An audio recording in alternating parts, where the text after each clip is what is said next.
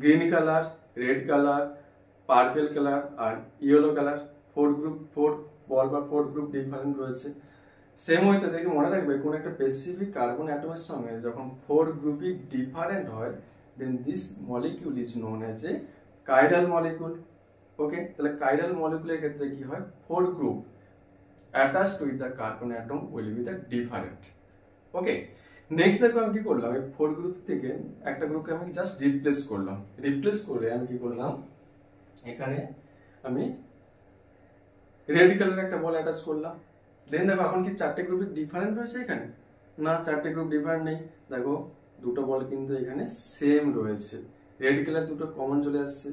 এটা কি রয়েছে, গ্রিন কালার, এটা কি রয়েছে এখানে, ইয়েলো কালার। যখনই দেখবে মনে রাখবে যে মিনিমাম দুটো গ্রুপ সেম হবে, তখন কিন্তু সেটা কাইরাল হবে না।